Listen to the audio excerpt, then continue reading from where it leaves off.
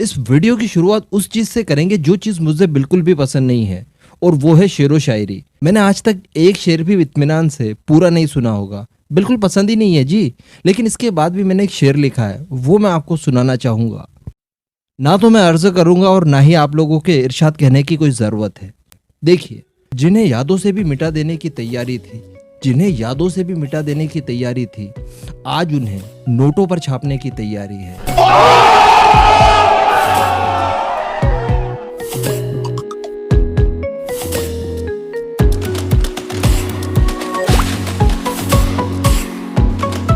आप सभी को गणतंत्र दिवस की हार्दिक शुभकामनाएं।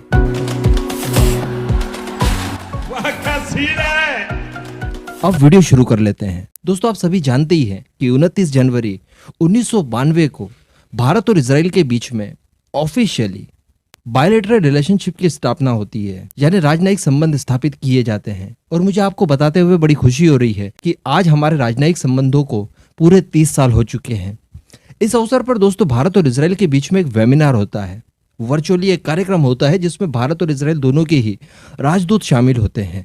सबसे बड़ी बात इस कार्यक्रम की ये रही कि इस दौरान एक लोगो जारी किया गया। ये लोगो बड़ा इंटरेस्टिंग है। एक्चुअली इजराइल के फ्लैग में आपने डेविड स्टार देखा होगा और भारत के फ्लैग में आपने अशोक चक्र तो देखा ही होगा। इन दोनों को मिला जुला कर 30 लिखकर कुछ इस तरह का लोगो दिखाया गया। ये लोगो जारी किया गया है भारत और इजराइल की तरफ से, जो कि दर्शाता है कि दोनों ही देशों के बीच में रिलेशनशिप एकदम अंदर तक मिले हुए हैं।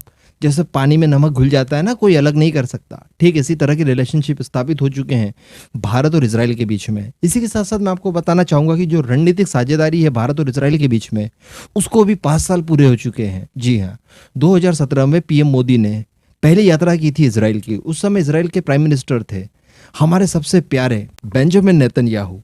उस समय भारत और इजराइल की दोस्ती के गुणगान पूरी दुनिया तक पहुंचे थे। लेकिन इसके बाद फिर नफ्ताली बेनेट आए। हम लोगों को थोड़ा सा डाउट था कि क्या वो भारत के साथ इस तरह के रिलेशनशिप रखना चाहेंगे, लेकिन ये सारी चीजें भी हवाई साबित हुई, क्योंकि आज हमें पता चल चुका है कि इजराइल में कोई भी प्राइम मिनिस्टर हो, किसी भी पार्टी का हो, या भारत में कोई भी हो, इससे फर्क नहीं पड़ता, क्योंकि दोनों ही देशों में जो आम जनता है उनके बीच एक रिलेशनशिप स्थापित हो चुका है, जिसे खत्म कर पाना सरकारों की बस की बात नहीं है। पहले भी बहुत कोशिशें हुई है लेकिन हुआ नहीं है।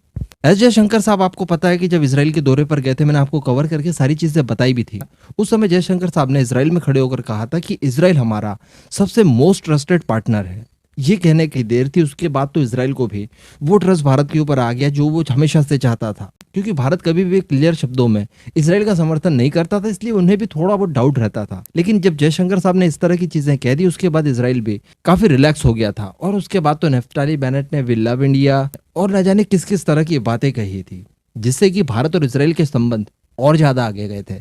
अभी मैं आपको बता दूं कि जो इजराइल के राजदूत है भारत में, नाओर गिलोन, उन्होंने इस बात की पुष्टि की कि नफ्ताली बेनेट इस साल भारत का दौरा करने वाले हैं। जी हाँ, इजराइल के प्रतिनिधियों के मंडल के साथ इजराइल के prime minister Naftali Bennett Bharat के पहले दौरे पर इसी साल आने वाले हैं। और इसी अवसर पर कि दोनों ही देशों के बीच में जो बायलैटरल रिलेशनशिप है उसको 30 साल पूरे हो गए हैं, इसी को सेलिब्रेट करेंगे। और आप सभी जानते हैं कि उनका यहाँ पर आना कितना ज्यादा महत्वपूर्ण हो जाता है भारत और इजराइल दोनों के ही पॉइंट ऑफ व्यू से, और साथ ही साथ कितना खतरनाक हो जाता है हमारे दुश्मनों के लिए, क्योंकि आप जानते हैं कि भारत हो या फिर इजराइल हो, दोनों का दुश्मन एक ही है। अभी मजा आएगा ना भिड़ो। मैं आपको बता दूं कि इन सब कार्यक्रमों से पहले भारत और इजराइल के बीच में कई सारी अहम चीजें हुई है, जिसके बारे में मैंने आपको समय समय पर सूचित कर दिया था। फिर क्वाड 2 बनना, जिसमें इजराइल और भारत शामिल है, साथ ही यूएई और अमेरिका सहयोगी है, जिससे बनता है क्वाड, जिसे क्वाड 2 नाम दिया गया था।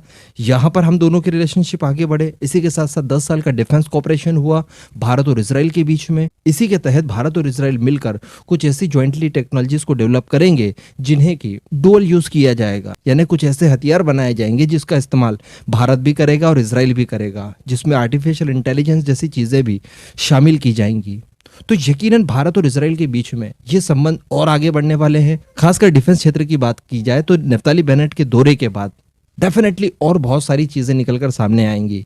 कई सारे समझौतों पर, कई सारे हथियारों की डील पर हस्ताक्षर दोनों ही देशों के बीच में होने वाले हैं। तो वो जब भी जैसे भी होंगे मैं आपको सूचित कर ही दूंगा। लेकिन इससे पहले कि मैं वीडियो खत्म करूं, इससे पहले मैं आपसे कहना चाहूंगा कि आज गणतंत्र दिवस है, रिपब्लिक डे है। इस अवसर पर कुछ कमेंट अच्छे भारी भरकम शब्दों के साथ जरूर कीजिएगा। जय हिंद।